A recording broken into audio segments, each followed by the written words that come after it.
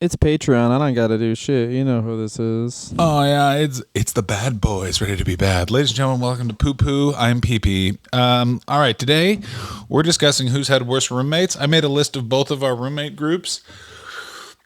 I think I've beaten Dylan, but it's close. Let me take you through Dylan's roommates. He lived in post-comedy college. You lived in the bleak house, the bleakest house ever, the bleakest house. We're not even going to talk about what happened. Zen Camp, yeah. What was it called? We called it Zen Camp because our acting teacher said he went on a retreat to Northern Ontario. This is one of the funny. He said he went on a Zen retreat to Northern Ontario, and he was such a self-satisfied fuck that we were like, yeah, okay, it's like a Northern Ontario retreat where it's like, eat, time to meditate, boys. First part about meditating, get me some fucking smokes or I'll fuck your mom. Our sensei was really honest with his opinions. He really taught me how to live in the moment. Oh, okay, sometimes you gotta piss, sometimes you gotta drive. I'm gonna do both at the same time, boys. Right out the window there, bad. Listen up. Sometimes, bro, it's not easy to stay faithful to your fucking wife. Because her fucking sister keeps wearing a fucking bikini and your fucking wife's back's blown out because all these fucking kids.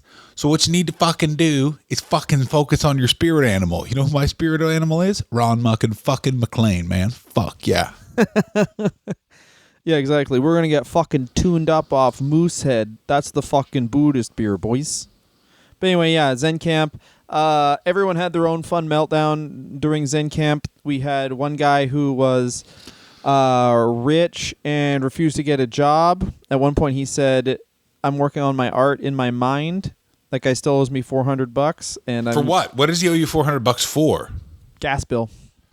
Yeah, it was my own fault. Someone said, "Do not live with Mike. He's a piece of shit." And then I was like, "We need another person." Which we like, and in retrospect, we could have all just paid $70 more.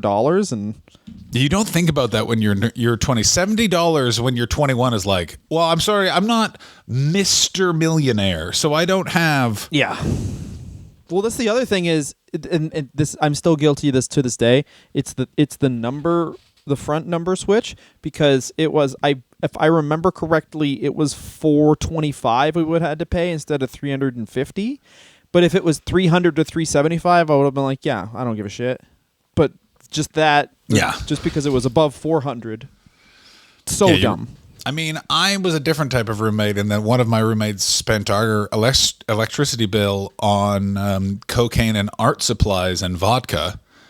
And I found out on Christmas Eve, and I said, if you don't pay it, I'm calling your parents on Christmas Eve and telling them that you need to give me that money. And let me tell you this about people that have drug problems, they still don't want to get yelled at by their parents. That money arrived. We were at a bar and they went and got it. They went to a bank machine, which also proved where I was like, you have the money. You have the money. You spent our gas bill.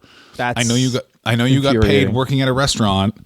And now you're doing that scumbag thing where it's like you've got caught, so you're trying to big dog me, but you can't big dog someone when you've spent their gas bill on cocaine.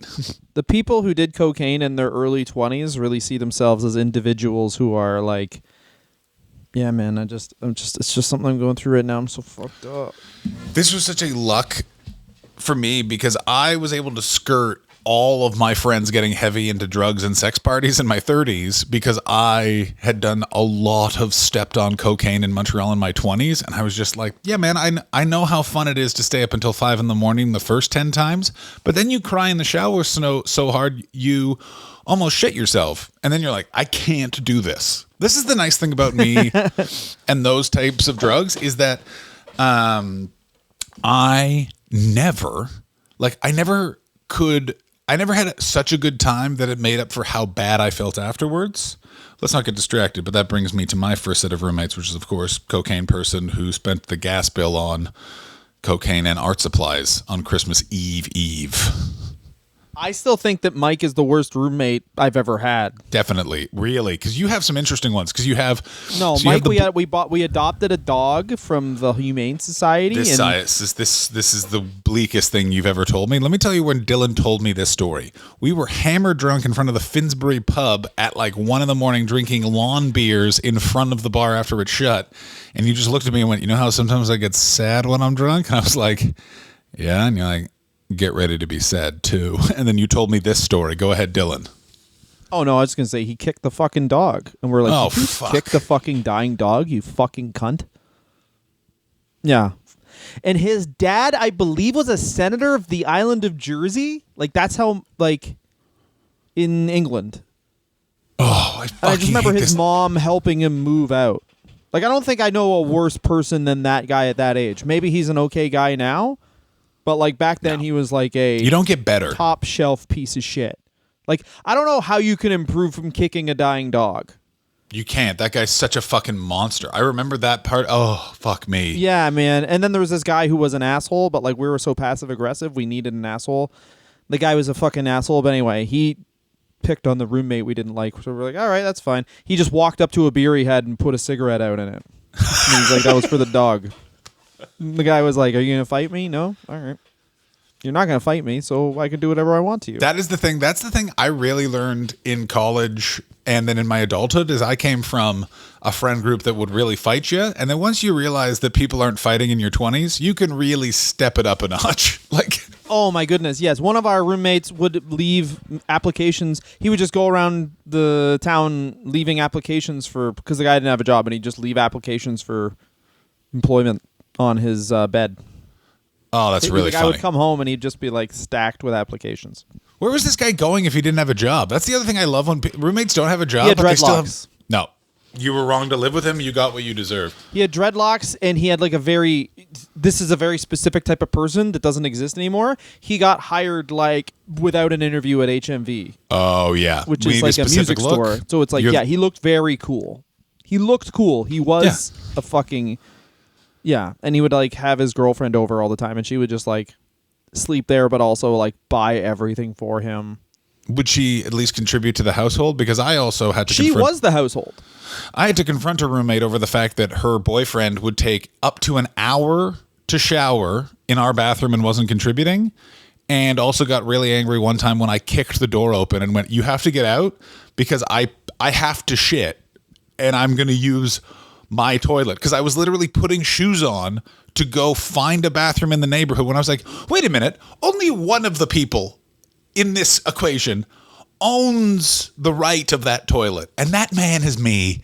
Get the fuck out. I wish I was better at fucking confronting people, man. I'm not. I lost it. I lost it in England because the passive aggressiveness in England wore me down. It fucking smoothed me like a stone. This story happens. What age is the person? This person was 29 or 30, and I was 20. Yeah. In England, That's fucking great. Like, you're balding, but you fucking still don't have. bear in mind, in England, how that would have gone, because I lived with a lot of English people, which was just that was just fighting passive aggression from day one. That was my favorite thing. Is I moved out of that house, and they got into a giant fight about the why light bulb. they got. You're like, how come the light bulbs are dying? Yeah.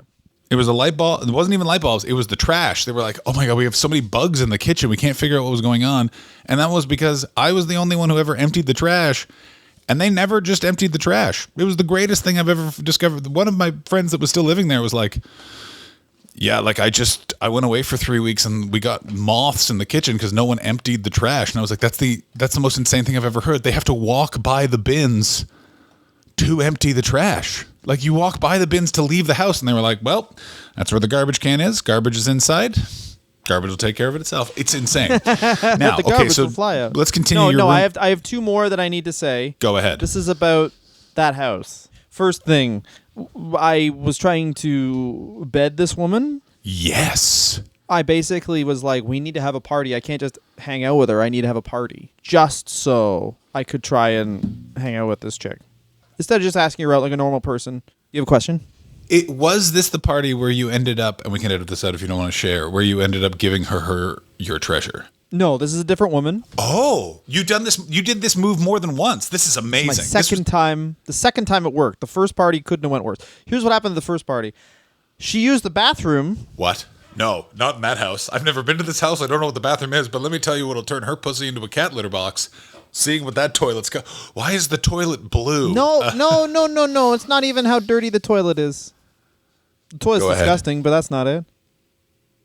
A fucking mouse came out of the toilet. I'm going to fight. I'm coming to your house. Ate that bitch out. She tastes the mouse now. No, yeah, but fucking yeah, a mouse came out of the toilet, and she came out laughing so hard. Her and her friend, and they just started talking only to each other. And I was like, well, this is something that doesn't exist anymore. Do you remember that this was something that still existed, maybe only in Canada in their 20s, which was women interacting by whispers in each other's ears at a social engagement? Because right there, it's basically like, let's just make sure to trigger everyone in here's anxiety, and they're in their early to mid 20s, so they're not even going to be able to handle it. So they're going to do a lot of drinking. Yeah, they don't have a word anxiety yet. They just have being a pussy. That's what everyone calls it. It's 2008, so half of these guys are about to fight the other half, and a few of them are not going to be able to handle it. This is going to be really fun. Here's the second part. This is definitely a buried. This isn't the same party, but we had another bunch of dudes come over to get drunk because, like, it's after college. We moved to a place in Toronto that was pretty central.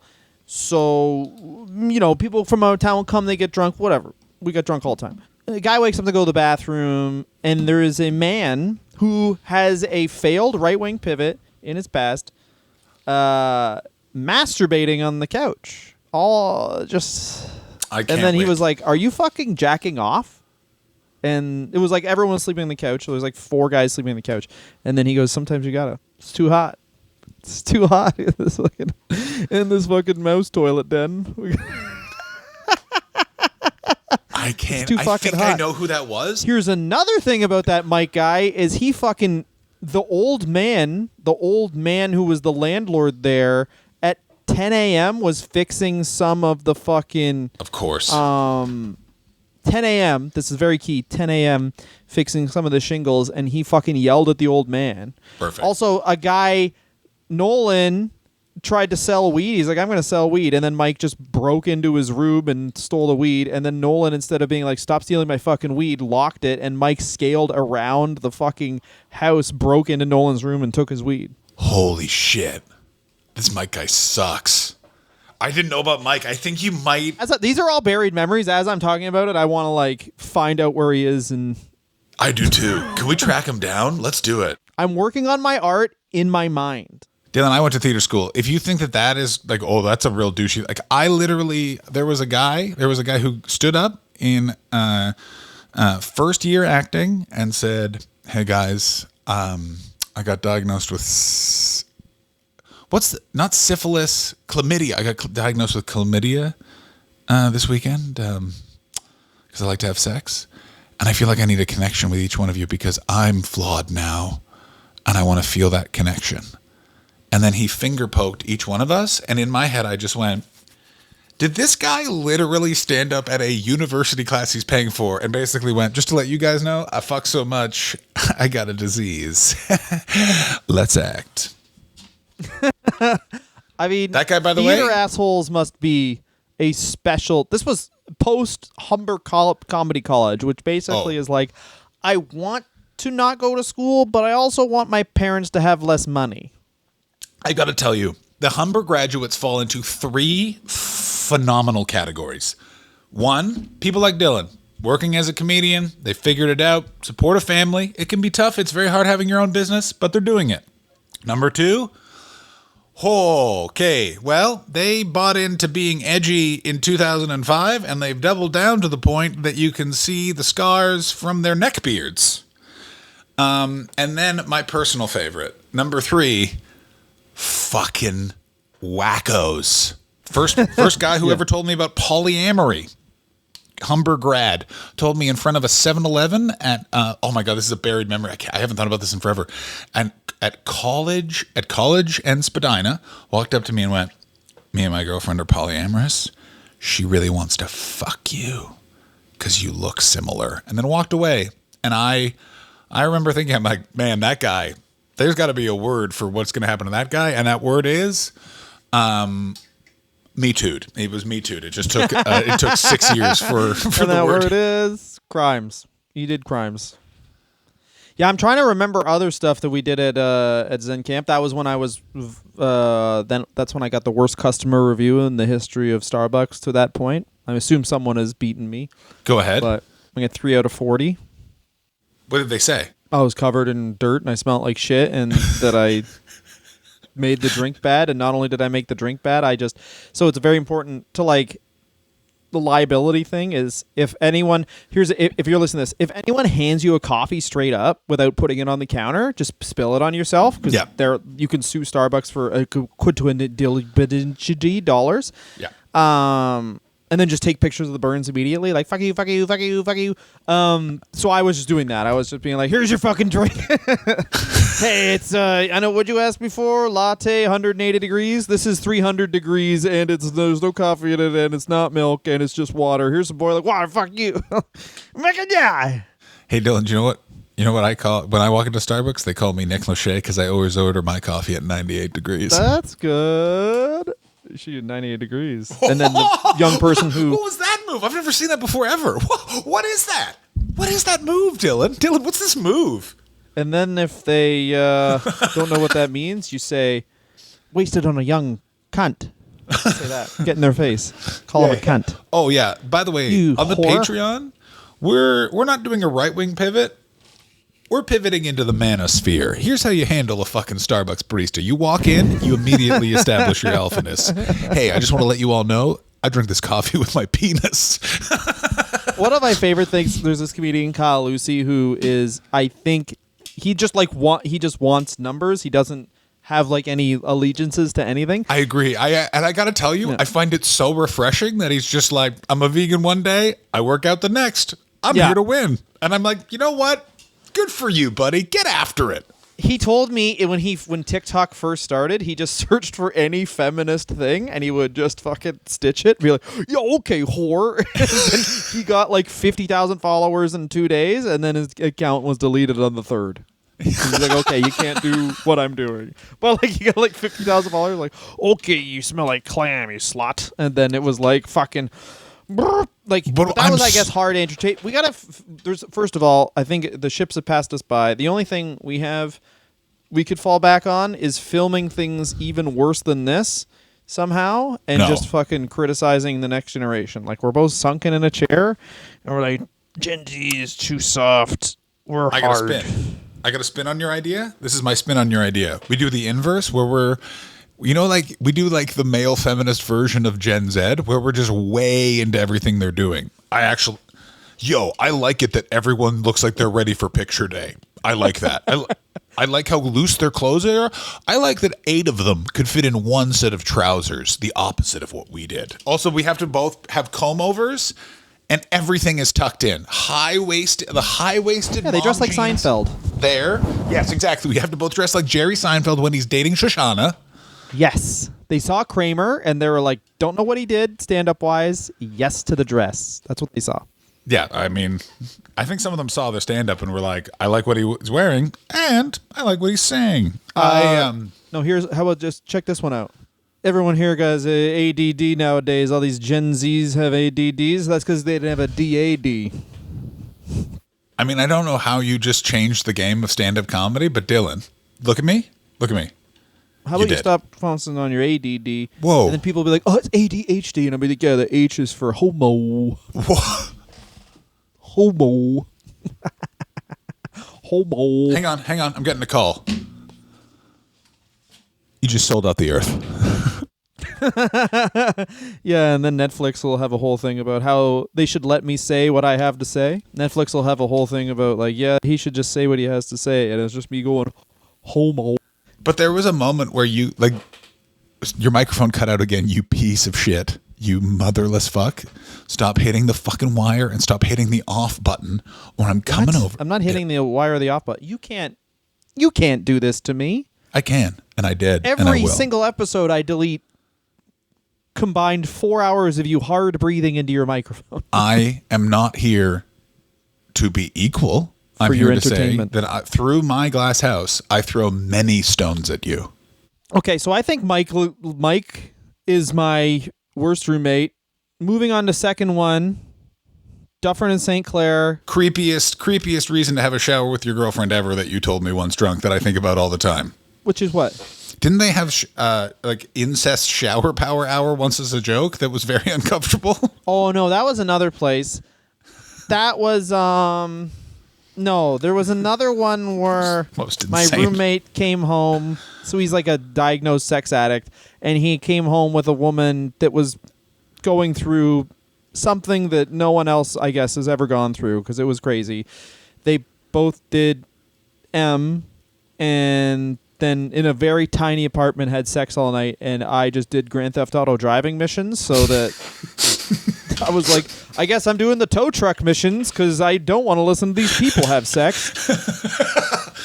Like, I was like, why do these tow truck missions exist? They were like, all right, Grand Theft Auto San Andreas, sometimes your roommate's having sex or your parents are having sex.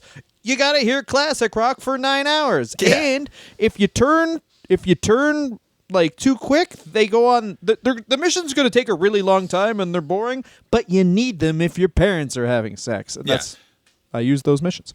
There is no lonelier feeling than just people having sex loudly. Dude, people having sex while you're just like trying to watch something. I mean, Before noise canceling headphones. I got one for you. Big fight with an ex. Big time fight with an ex. Hours of fighting that is not resolved before bed. We broke the cardinal rule. We went to bed angry. As soon as they fell asleep, I, the master of sleeping disorders, knowing I won't be sleeping, the bedroom that I shared a wall with, not just sex, an orgy was held. An orgy where I could hear people going down the hall to the bathroom, going into the kitchen, and I smoked cigarettes at the time. Let me tell you what I've never wanted to do more in my life, and that was smoke 700 million cigarettes. But nothing would be even weirder than exiting that room and be like, "Hello, our orgy participants. I'm just in the middle of a fight that if I could do a drawing of it would involve me crying blood. I'm going to go outside and smoke." No more noise. Like, it was insane. Also, next morning, two of the people involved in the orgy fully broke up in the kitchen while eating croissants. Craziest part. Oh, yeah. Exactly. Those party where you want to go to sleep and someone decides they're breaking up? That's so funny. Oh, yeah. Literally, it was after. So it was the morning after. The orgy is resolved. They're at the kitchen. I'm fully making coffee. They acknowledge me and then return to having a very specific and in-depth breakup. While, here's the thing you don't realize about croissants, Dylan. Those crumbs really go everywhere when you're having a serious conversation. Like, just... Okay, so you're at Dufferin and St. Clair. The sex thing, and then I thought that the Grand Theft Auto story and the Shower Power Hour sex incest games were the same dude. They are. We lived multiple places, and then at the other place, his girlfriend... Well, I guess I don't need to talk about places. I need to talk about roommates. At the other place, his girlfriend stuck mouse traps under my bed without consent. I hate that story so much. That's the worst story ever. It is a nightmare. It makes me want to... So I would have women over, and they'd be like, "Snap!" And then I'd be like, "It's my knee." Yeah. So now that's the noise my knee makes. So are you sure? It sounded like the death rattle of a mouse. No. That's just my ankle. Yeah. Yeah, that's what my... I used to hike. See me? I mean, the inside of my body is dying. I remember in the middle, just to switch tacks, one of my Toronto roommates, and I'll just name names, comedian named... So I had to bail out of jail because he tripped his much younger girlfriend who realized, I think by joining the Occupy movement, that, I shouldn't be dating a 35-year-old man who says, well, I do comedy, but really I'm a professional breakdancer. So she broke up with him. He tripped her. He was in jail for 3 weeks underneath City Hall in Toronto. Finally, a chaplain called me, and I was like, I need this rent, so this guy's getting bailed out. I did get the rent, and it was a bloody nightmare. And his reward, by the way, was I was having some adult time with a gal I was seeing at the time, and he brought 3 comedians back and all banged on the door while I was doing that. And I remember saying to him, "Hey, man, if I want to, I call the number and you are a wanted fugitive in Canada, and you thought this was funny?" And he was like, "Hey, man, you're always bringing that up. That's a really hard thing for me to be going through. I don't feel like you're supportive." And I was like, "I'm not your friend, man. You're a guy that, it was the most frustrating thing in the entire world. Made even worse by the fact that the other roommate, this graffito artist named, I'm not going to name his name, they broke each other's stuff because they just hated each other. And I'm pretty sure it's because like one of them was like a dirty sex weirdo. And the other one was like, man, I would be the house's dirty sex weirdo. Damn.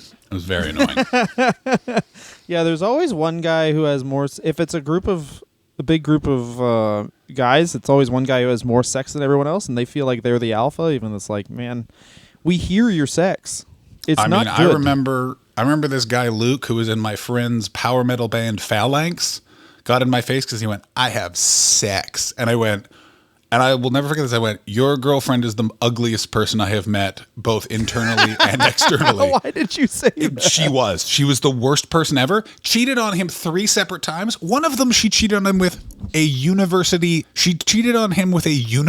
librarian who I met. And if I described, he looked like Smokey from that seven, I can't remember where movie. There's a guy named Smokey in some show or movie, and he looked like that guy. Maybe the Big Lebowski. Like Smokey and the Bandit? No, it was not Smokey and the Bandit. He did not look like Sally Fields. Yeah, he was beautiful. Isn't he? Let me say this. Is Sally Fields the least fuckable person that's ever appeared on screen? There's nothing about Sally Fields that says, you know what I mean? You're just like, oh, I think that person's going to ask me to do some laundry.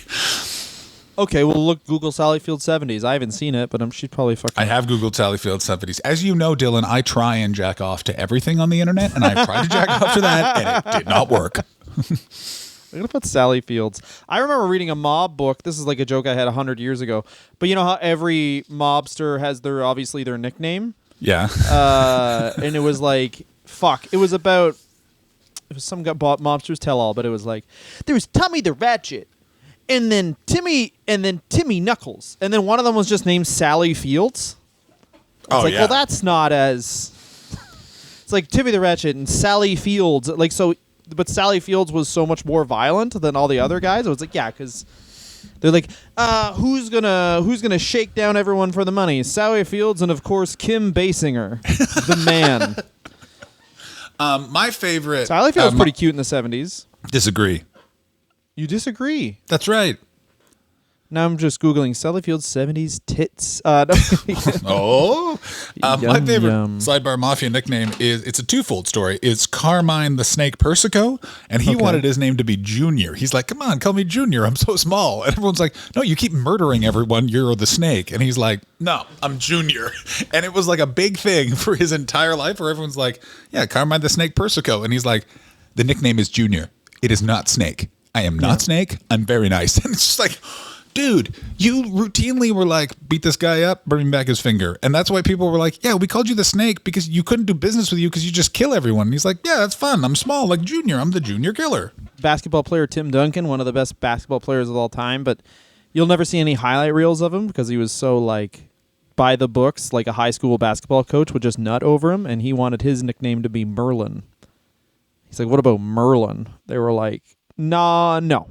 We want to sell sneakers, not fucking cloaks. Yeah, your nickname is Donuts. Tim Duncan Donuts. I mean, no, Tim Duncan. His Dunk was in his name, and I was like, oh, this guy's going to be cool. Nope, Merlin. Didn't even jump most times. Didn't mathematically add to my percentage of victory, so why would I jump? There is a certain charisma to Eastern Europeans that is perfectly exemplified by Jokic, who is the worst. Like, there's no jumping, there's no flair. It's just a lumbering lummox walking around a wooden floor, kicking the piss out of everyone. Yeah, and then also how happy he was when he won the bronze with Serbia versus when he won the NBA title. I was like, good, I get to go home. I fucking hate this. Yeah, I think it's great. He's going to retire so quickly. He's going to be like, I don't like this. Anyway, other roommates I had.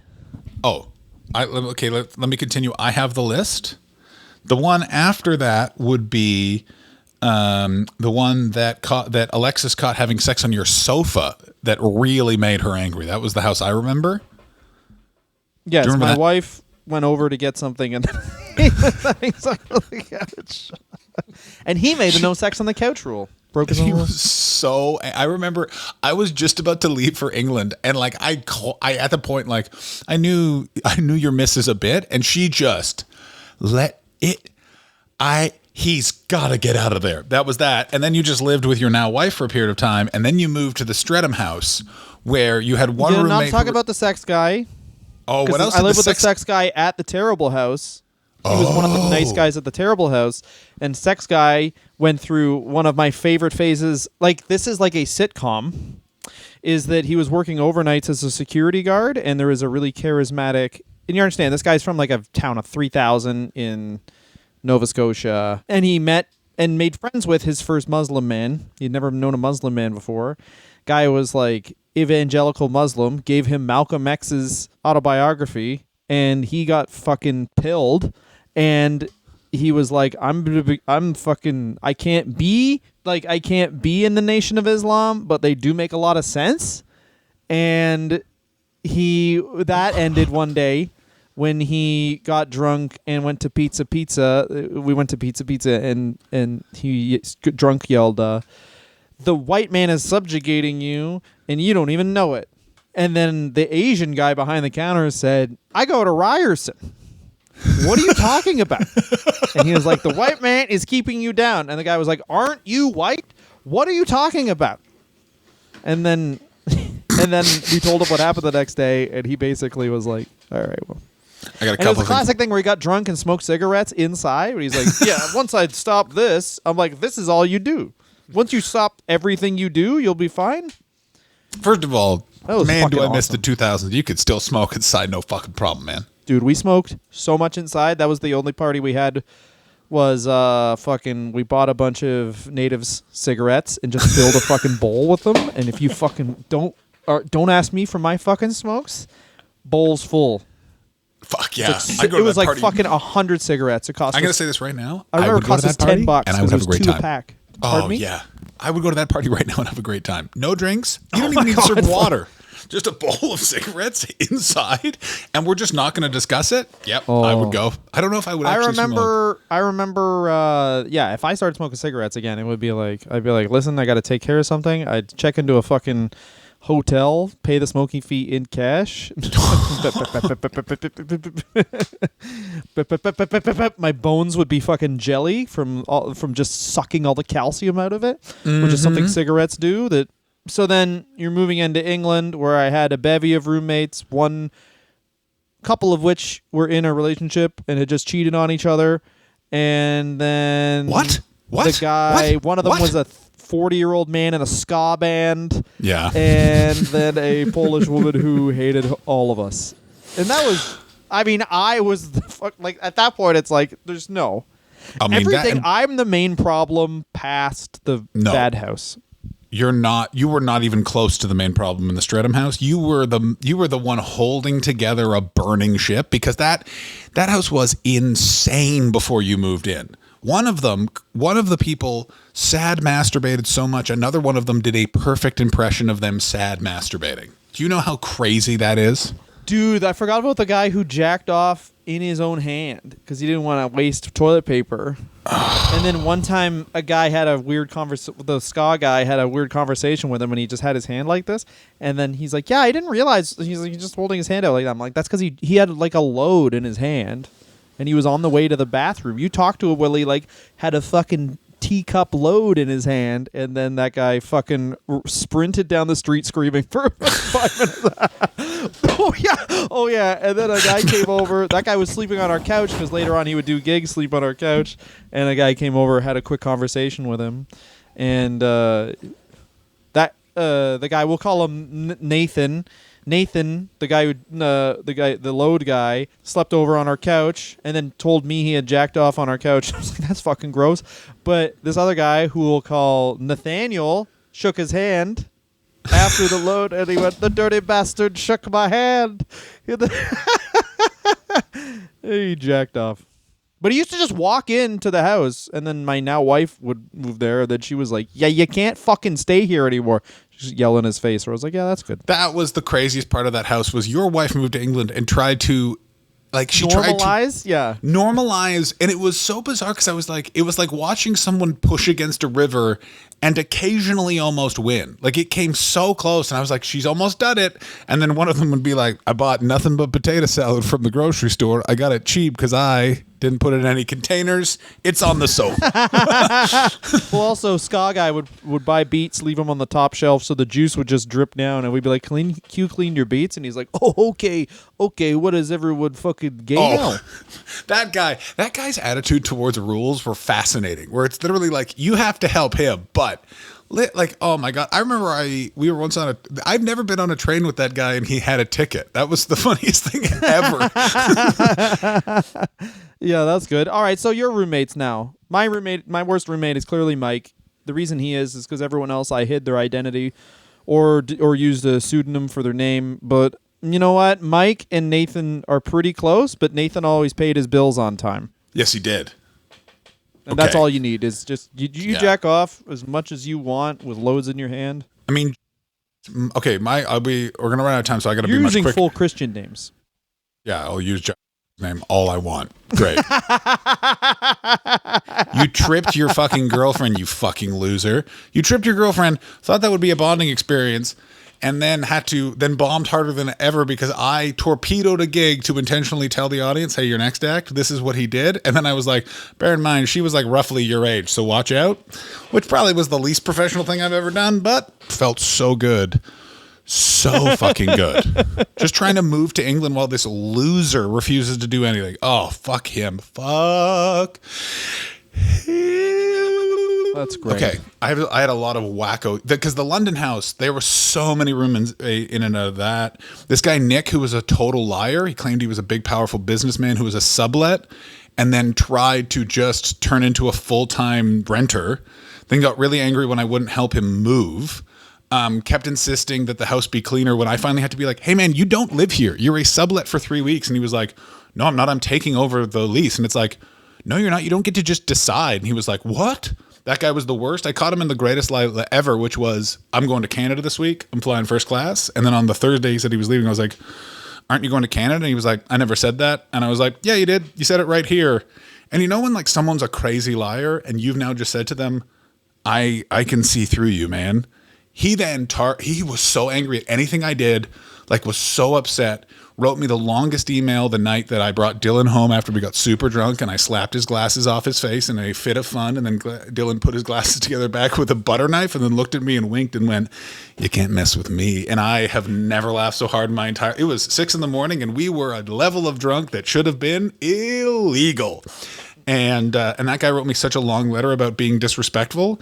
And I responded by saying, email not received. And then he said to the person that was renting our room, I don't know if I'm going to be able to stay here. And then she said that to me. And then I said, he's not allowed to stay here. He's a sublet, not a forever person. And then, yeah. And then so I would go worst roommate, that guy Nick's second worst roommate. Who else? Roommate who spent all our money on cocaine. That was a fucking irritant. Who was that? My first roommate in Montreal. I had a bunch of batches of roommates in my first house we lived in Montreal. By the way, I remember that. You want to know how much our rent was, Dylan? How much was our rent? Oh, fuck, $200. $275 all in. And it's like you rent a full house. You know what I mean? Like, I remember my mom the landlord was like, you guys need to clean this up. And I was like, yeah, I'm paying less than $300. This is on you. You foolishly rented this to a person who has less than $300 a month.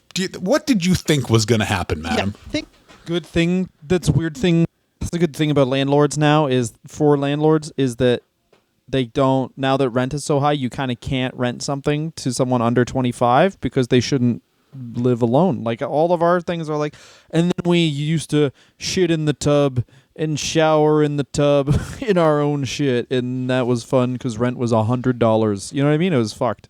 Yeah, here's the thing is Dylan he's lapsed. I forgot. I didn't know about Mike in that bleak house. I just thought it was just a bleak, sad time. Because my London house got really bleak because it was just so many egotistical people trying to make it in comedy and not quite getting there and then having their minds broken by it. Like there was just the room that was on the second floor before Natasha, who was just a cinematographer, moved in.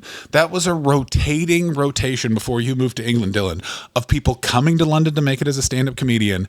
It was a bit hard. They completely broke down, did not know how to handle it, and then were gone in a couple of months. It was fucking nuts. It was crazy. But that's the thing about England at that time, at least. It was like, but I did well. It's like, yeah, man, everyone does well.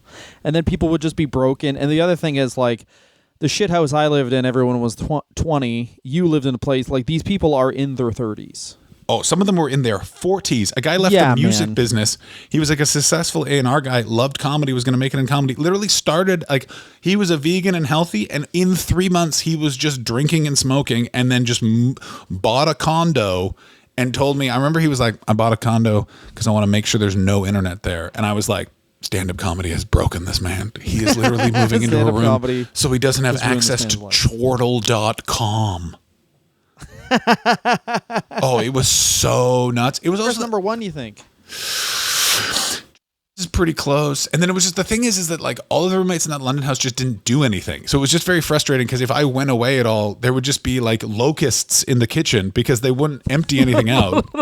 And then I would come back. I remember I came back from my first visit to LA and I just cleaned the kitchen. And they were like, it's been so gross. What happened? I was like, you guys aren't cleaning shit. Like, this is the fucking thing.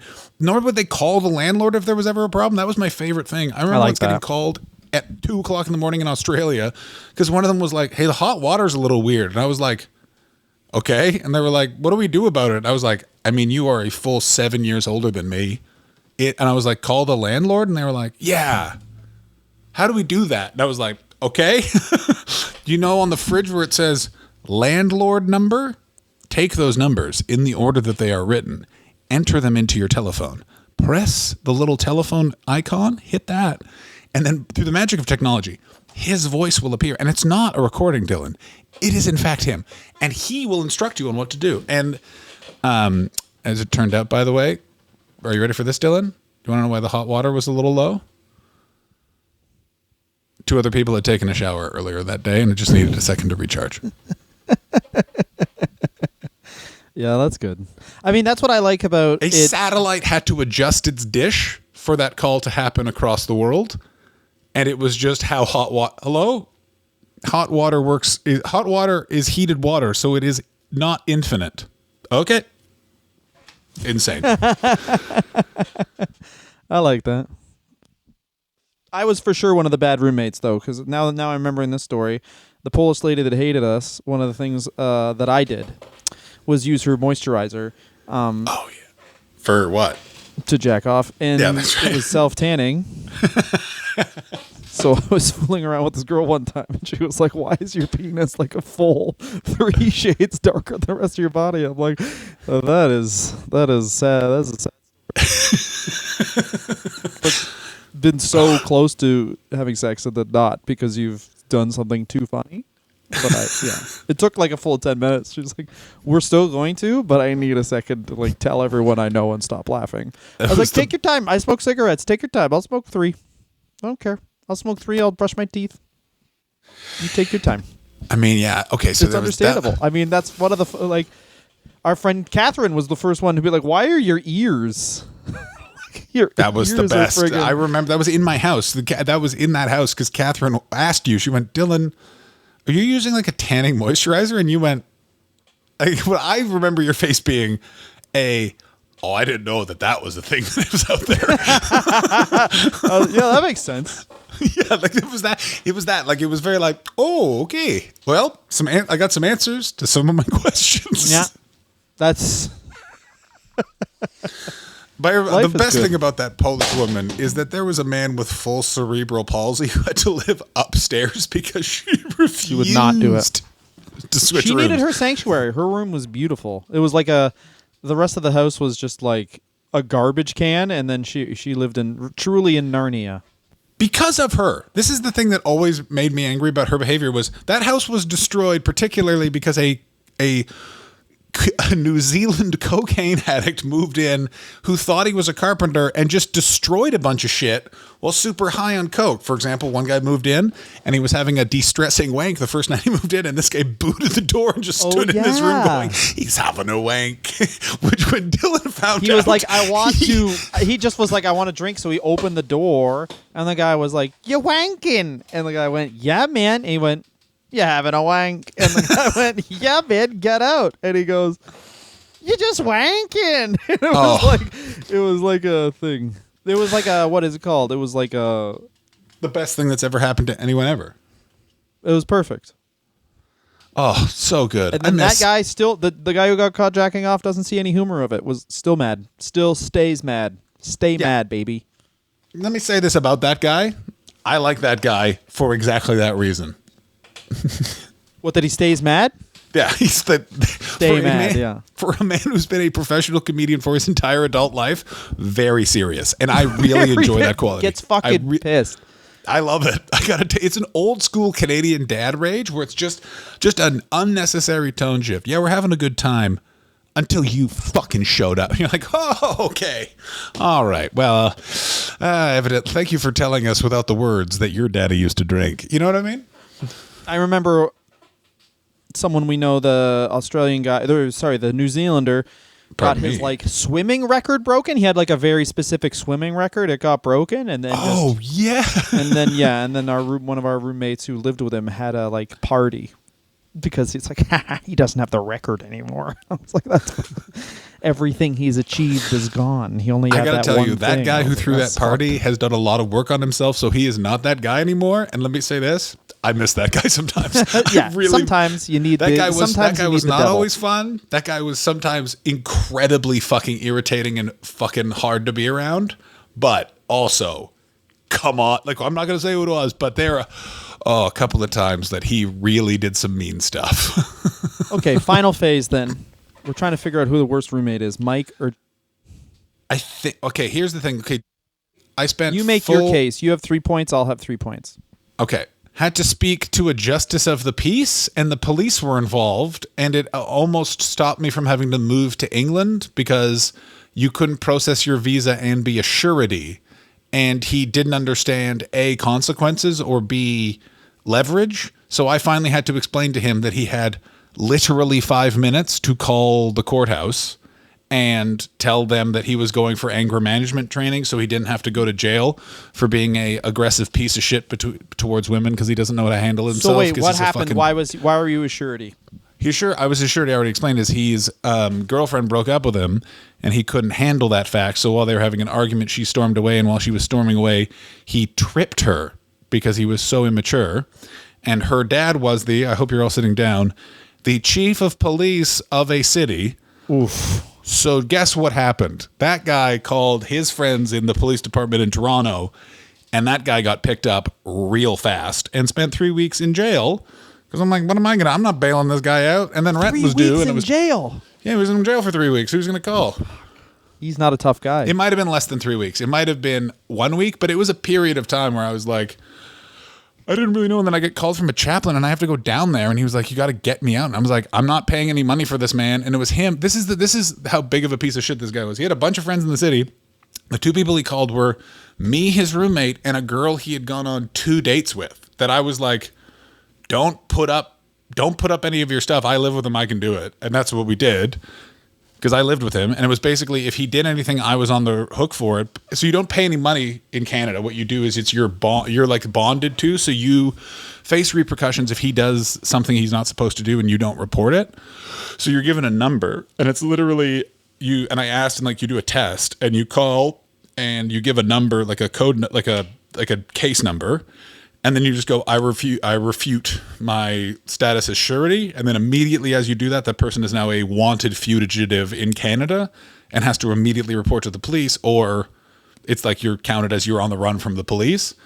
And I was moving to England at the time and finally had to explain to him that if he didn't go and like, all he had to do was go to the courthouse and get a like piece of paper with a list of therapists on it. And he just wouldn't do it. And I finally explained, you're going to be a fugitive or you do it. And he went and did it and then was real shitty about it. Like, always forcing me to do stuff. Always wanted to explain to me things like, hey man, like I'm like Marty McFly in Back to the Future. I remember him saying that a bunch of times where I'm like, I'm just trying to figure it out. And I was just like, you fucking suck, dude.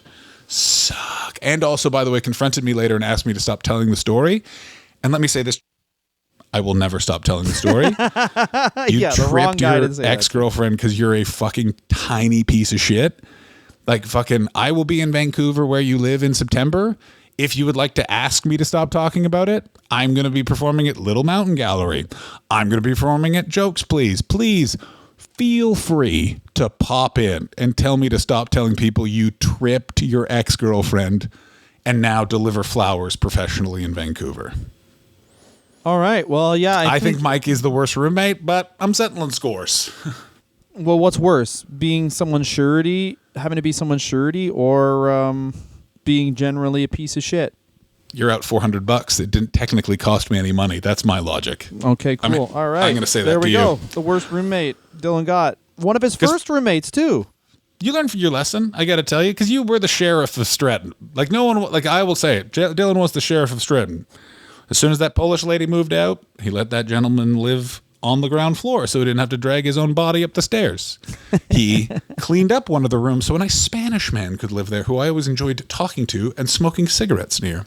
Oh, yeah, that guy smelled terrible. Oh, I mean, that was a bit like saying everyone in that house breathed air. Like it was a real body odor bonanza. And I'm going to find out. He was Italian and he thought he was a genius. He thought he was like, that came out after we left. It's like he thought he was... That was another thing. Someone was hanging out with him, and they had never really hung out with him. And she went, "Oh fuck, this guy thinks he's like the coolest, hottest guy in the world." And she was like, "I cannot express how bad you smell." It's like words cannot do justice to how bad you smell. And I've written plays. What was amazing about that house too was the people that were drawn to it were people like it was all the people you wouldn't expect wanting to party hard are going to party there. Like, and it wasn't a place like let's do blow and listen to music. It was like let's do blow and eat some candy. Yeah. Well, here's the other thing. It's like every place, obviously, with an entertainment. Every place that's like an entertainment capital, maybe every place has this, where it's just like a group of fucking people who are like past 30 and just fucking like, fuck it, let's live here and live Peter Pan it up. Not that that's a bad thing, but it's just, yeah, it can end bad for your health. Certain places, okay, let me say this is crazy. It's places with good public transport, they create that way. So LA does not have that because at a certain point you need a car. Like a certain point, it's like you're going to need that additional double expense. You can have like 6 cars in the driveway, you're right. Correct. But New York, London, Toronto less so because it's very expensive right now. But like you can find it. It's also going a bit more rural. But oh no, those places are out there. Let me tell you this. I'm very excited for this podcast, Dan, because I want to find out which couple who lived at the Streatham house cheated on each other, because I think that was information that was supposed to be quiet, but it's been long enough that I now get to 555. All right. Let's fucking end this and gossip. Bye-bye, everybody. Thank you so much for listening.